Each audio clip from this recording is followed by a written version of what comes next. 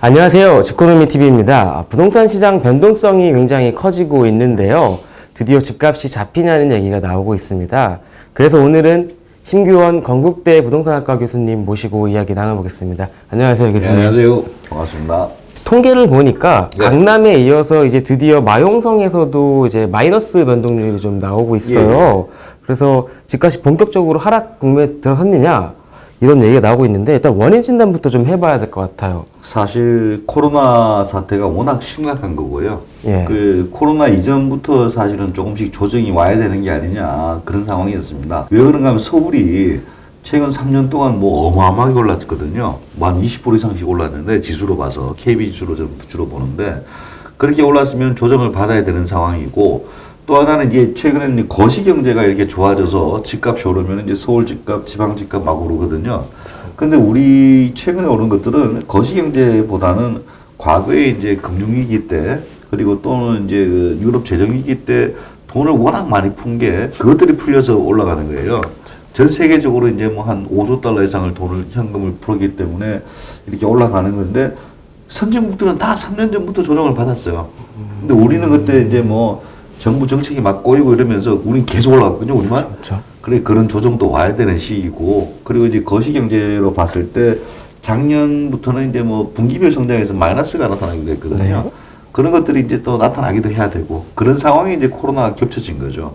물론 뭐 정부에서도 아주 뭐 강력한 대책들, 그런 것들 나오면서 그렇게 했는데, 사실 작년에 12, 16 대책입니까? 예. 그 대책은 사실 뭐 어마어마한 대책입니다. 그렇죠. 전문가들이 뭐 상상도 못할 정도의 어마어마한 대책이고 그 대책이 가진 의미가 앞으로 더 변칙적인 대책이 나올 수 있다.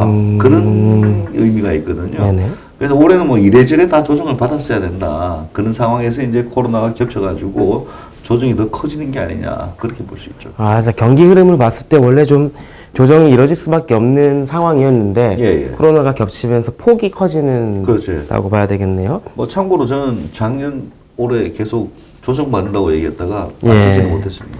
아, 근데 원래 대표적인 강세론자 아니셨어요, 교수님? 부동산 시장에서? 저는 이제 뭐 앞으로 단기적으로 조정이 들어와야지 예. 조정이 들어와야지 시장은 더 견고하게 갑니다. 아. 그래서 이제 상승 과정을 보면 이렇게 상승하는 게 아니고 이렇게 상승했다가 오버슈팅이라 그러거든요. 예. 이렇게 좀 조정을 받아 이걸 뭐 거품이라고 얘기하는 사람도 있는데 한 10% 올라가면은 한 2, 3% 조정을 받고 여기서 이제 시장이 또 조정이라는 거죠. 그렇죠. 손바뀜이 일어나고 다시 또 상승하고 결과적으로 뭐 제일 오래된 연구는 한 350년 연구 뭐 조금 더 짧은 것들은 한 100년 이런 연구들이 많거든요. 그때는 무조건 상승이었습니다. 지금 푼 돈이 어디로 갈 거냐? 그렇죠. 주식으로만 갈 거냐? 아니면 부동산으로 갈 거냐? 그것들도 한번 고민을 해봐야 돼요. 지금 저 세계적으로 경제가 워낙 무너질 것 같으니까 돈을 무제한으로 풀고 있거든요. 그게 이제 하방을 막아주는 역할은 하지만은 이게 나중에 해결됐을 때 어떻게 될 거냐 보시면은 그 돈은 결국 또 갈 겁니다. 그렇죠. 그러니까 위기가 문제가 아니라 위기 이후에 그렇죠. 풀었던 자금들이 오히려 자산 가격을 더 올려버릴 수 있다는 거죠. 사실 최근 한 10년 가까이 자산 가격이 올라가는 게 그 금융위기였거든요. 그렇죠. 양적 완화 이후에. 금융위기 때 돈을 워낙 풀어제끼니까 사실 북유럽 국가는 아무 상관이 없었거든요. 거기도 폭등을 합니다. 세계적으로 다 돈을 풀다 보니까 거기도 뭐 한 2, 3년에 50%씩 오르고 막 그랬습니다. 지금 우리도 지금 현재 하락도 걱정해야 되지만은 이 하락 이후에 이게 이제 뭐 저는 금융위기하고 저쪽 그 위기 그 IMF하고 두 개를 예. 다르게 보는데 IMF는 V자 반등이었고 금융위기 때는 뭐 이렇게 L자형 가다가 올라가는 정도였거든요. 좀 장기적으로 왔었습니다. 근데 우리 지금 같은 건 어떻게 될 것인가? 두 개를 봤을 때는 V자 반등에 가까울 거예요. 부동산 가격을 봤을 때요. 그게 V자 반등에 가깝다는 게 사실 경제 구조의 문제라든가 물론 뭐 과잉 공급 문제도 조금 있긴 했지만은 IMF 때라든가 아니면은 저 금융위기 때처럼 뭔가 경제 구조 문제가 있어서 그걸 수술하는데 시간이 걸리고 그게 아니거든요. 사람들 그냥 나와서 다시 직장으로 돌아가면 끝이에요. 그렇게 봤을 때는 그 V자 반등도 충분히 가능하기 때문에 이후도 고민을 해봐야 됩니다. 지금 단순한 경기의 부진이지 경제 시스템이 붕괴된 건 아니기 때문에 반등이 올 경우 조금 더 빠르게 큰 폭으로. 뭐 저도 그 얘기를 했었는데 버냉키도 그렇고 뭐 몇 분들이 또 그런 얘기를 했더라고요. 물론 뭐 반대로 이게 길어진다 이런 것도 있지만은 그때가 됐을 때는 아마 부동산이 지금 이제 뭐 양호한 조정을 겪었다라고 해가지고 더 빨리 올라갈 가능성도 있는 거죠. 사실은 그 부동산 시장에서 바닥이 조금 더 멀지 않았을까 이런 생각을 좀 갖고 있었는데요. 코로나 사태가 장기화될 경우. 네. 근데 교수님 말씀하시는 걸 들어보면은 어떻게 보면 지금 이 순간이 바닥이 될 수도 있는 거네요. 그렇죠. 지금은 예측이 거의 불가능한 게 코로나가 제일 불안한 기회거든요.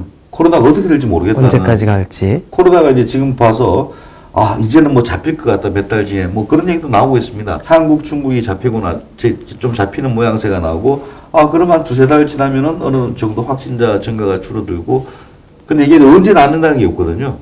그러면 계속 불안한 거예요. 그럼 바닥이 어디까지냐? 바닥 밑에 뭐 지하실이 있다 이런 얘기도 많이 하는데 지금 또 우리나라 상황도 그렇고 이게 바닥이 아닐 수 있습니다. 그리고 지금 4월 달부터 뭐 각종 이상한 발표들이 막 나올 겁니다. 1, 4분기 때 경제가 마이너스 몇 프로 그렇죠. 뭐 이렇게 막 나올 텐데 그때에 또 새로운 충격이 있을 거예요. 그리고 만약 한두 달만 더 지연될 경우에는 뭐 그 거시경제가 진짜 타격을 받거든요. 뭐 도산이 일어나고. 예. 사실 우리나라는 그래도 그 뭐 다행히 이제 LTV 이런 게 워낙 세가지고 그렇죠. 뭐 금융까지는 전이는 안 되겠지만은 기업들의 조정은 거의 반드시 있을 거예요. 있게 되면 그게 나중에 이제 실물 경제가 악화되고 이게 또 부동산을 끌어내리고 이런 역할을 하거든요. 이 과정이 아직 안 나타났습니다. 이제 지금 이제 구조조정이라든가 그런 얘기들은 좀 나오고 있는데 실제 뭐 구조조정 당했다. 그럼 맨 먼저 하는 게 이제 뭐 집을 팔아야 될 거 아니에요. 자기가 그렇죠. 생계를 유지하기 위해서 그런 프로세스가 진행이 안 됐기 때문에 더 무서운 거예요. 지금 바닥이라고 보기엔 아주 아닌 것 같습니다.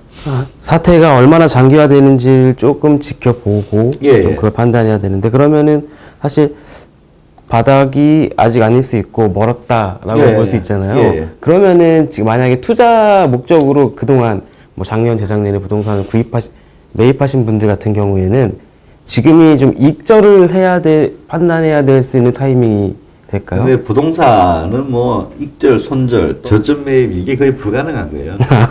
이게 이제 왜 그런가 하면 거래 비용이 워낙 큽니다. 주식 같은 경우에는 뭐 거래세도 거의 없고 그냥 뭐 사고 팔고 막 되잖아요. 이거는 한번 사면은 뭐 수천만 원의 그 예. 취득세가 나가고 팔아도 뭐 경우에 따라 수억 원의 양도세가 나가기도 하고 제가 보기에는 지금 뭐 판다해도 그렇게 제 가격에 살 사람도 많지는 않고요. 그냥 좀 끌고 가는 게 좋지 않냐. 오히려. 가장 그 중요한 거는 본인이 언제 동안 들고 있을 거냐. 살 때 그 생각을 해야 돼요. 그렇죠. 그 이제 부동산을 살 때, 집을 살 때 나는 이 집에 얼마 정도 있을 거고 몇 년 지나면은 어떻게 팔 거야를 생각하고 들어가야 돼요. 취득할 때부터 매각 실행할 시기를 때부터 어떻게 빠져나오냐, 뭐 엑시트라고 표현을 주로 하는데 그쪽 업계에서는 엑시트를 어떻게 할 거냐, 예. 팔고 나갈 거냐, 아니면 전세로 주고 나갈 거냐, 뭐 그런 것들 그걸 미리 생각하고 딱딱딱 움직여야지. 그리고 이제 뭐 부동산에서 저점을 잡는다. 대략적인 저점은 찾을 수 있지만은 그게 또 뭐 그 저점이라고 생각했을 때 그 집이 있는 것도 아니고요. 그렇죠. 그래서 지금 상황은 어떤 지역에 내가 평소에 관심이 있다. 그 지역을 계속 보는 거예요. 계속 노려보는 거예요. 노려보다 보면은 이제 금매가 나올 수도 있고 그런 것들을 이제 찾는 거지. 뭐 저도 이제 한 연말까지는 빠지지 않겠냐 이렇게 되는데 그거 뭐 연말 때까지 기다렸다가 12월 달에 딱 사고 1월 달에 사고 이런 게 아니거든요. 연말까지라고 보시는 거는 내년에는 어떤 뭐 반등을 기대할 수 있는 요인이 따로 있는 건가요? 그건 아니고, 이제 거시경제가 어느 정도 돌아서던 시점이 예. 연말쯤 되지 않겠느냐. 그럼 그때까지는 실물 경제 위축으로 인해서 수요가 줄어들고 집값이 하방 압력을 받는. 그리고 부동산 사이클상으로도 좀 이렇게 하방 압력 받아야 되거든요. 그동안 뭐 수년 동안 달려왔어요. 예, 너무 달려왔으니까. 예.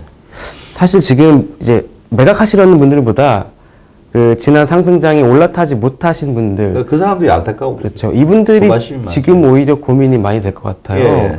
떨어진다고 하니 다시 이제 올지 모를 상승장 전에 이 기회에 한번 잡아야 되는데 그럼 그게 언제냐?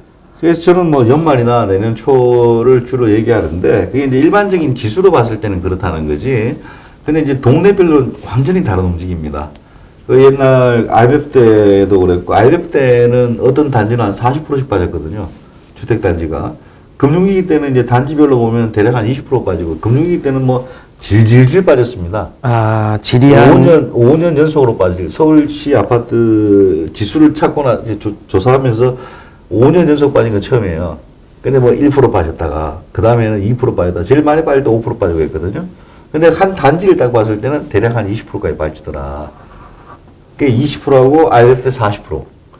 그 두 개가 이제 어떤 기준이 될 수도 있고요. 그리고 이제 그 단지를 계속 보면은 아 이게 좀 과도하게 많이 빠진다. 그 단지를 알아야지 찰 수 있는 겁니다. 그렇죠. 그냥 뭐 지수상으로 뭐 바닥 그거야 뭐 이렇게 쉽게 얘기할 수 있지만은 본인이 사고 싶은 단지를 계속적으로 이렇게 보다 보면은 아 이 저기 뭐가 탁 나왔는데 그럼 바로 가서 살 수도 있고 그게 이제 그 워낙 차이가 있는 것들이죠. 급매물이 나오는지를 잘 워치를 해야 된다는 예, 거죠. 예, 예.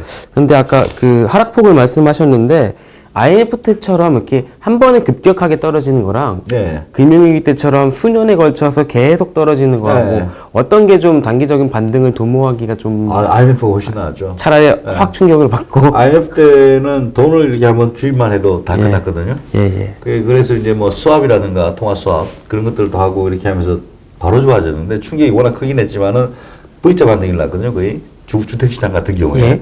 근데 그 금융위기는 정말 질이 멸렬했습니다. 우리가 직접 뭐 금융이 뭐 잘못한 것도 아니고 미국이 잘못했는데 미국이 조정하는데 몇 년이 걸렸고 우리는 금융위기만 생각하는데 그 직후에 나타난 게 유럽 재정위기입니다. 뭐 그렇죠. 피그스라 해가지고 뭐 갑자기 그리스가 뭐 무너진다 이런 얘기도 하고 계속 질이 멸렬하게 세계 경제가 안 좋았거든요. 그러니까 우리도 이제 지표 산출하고 역대 처음으로 5년 연속 빠지는 그런 것들도 보여줬습니다. 저는 이제 뭐 금융위기 패턴보다는 외환위기 정도 패턴에 더 가까운 게 아니냐. 강도는 분명히 이제 좀 차이가 있을 거예요. 강도가 이제 지금처럼 이 상태가 한 5, 6개월 간다. 그러면 금융위기보다 외환위기보다 더 큰 강도가 올 수도 있습니다. 근데 뭐 그 정도가 아니고 뭐 완전히 정상화는 아니지만 어느 정도 한 두 달 내에 정상화가 좀 이루어진다. 여기서도 이제 보니까 사무실에 일을 하고 계시던데 일을 하고 계신다는 건 어느 정도 돌아가고 있다는 거거든요. 그렇죠. 그렇게만 좀 돌아가주면은 그 강도는 외환위기보다는 좀 약하겠지만은 패턴은 비슷한 모양이 아니겠느냐. 부동산 시장에서는 V자 장세가 좀 나타날 수 있는 그러니까 그리고 이제 지금 푸는 돈이 어디 가겠습니까? 제일 좋은 거는 지금 막 풀고 있잖아요, 돈. 그렇죠. 풀린 돈이 경제로 가가지고 뭐 산업 쪽에 가서 뭐 이게 회사가 살아나고 그랬으면 좋겠는데 우리나라는 최근 몇 년 동안 거의 뭐 1%대 성장 얘기 나올 정도로 그쪽에는 별로 비전이 없다고 보는 사람 많거든요. 그러면 이제 전 세계적으로 똑같은 패턴이 나타날 겁니다. 뭔가 하면은 어디 될 만한 지역에만 쏠리는 거예요. 될 만한 지역이 이제 대도시입니다. 그래서 대도시, 전 세계적으로 대도시 가격이 엄청나게 폭등했거든요. 금융위기 이후에. 폭등하고 나서 이제 선진국은 조정을 받았고, 우리는 이제 조정을 안 받았는데 받아야 될 시점에 이게 같이 온 거, 뭐 그런 거죠. 마침 아까 처음에 말씀하신 것처럼 조정을 한번 받아야 하는 타이밍인데, 마침 그게 또 겹쳐서 조금 더 뭐 생각했던 것보다는 커질 수 있으나, IMF 때처럼 V자 반등이 일어날 수 있다. 그렇군요. 이번 시간엔 심규원 교수님과 경기 상황에 따른 부동산 시장 영향에 대해서 짚어봤습니다. 감사합니다.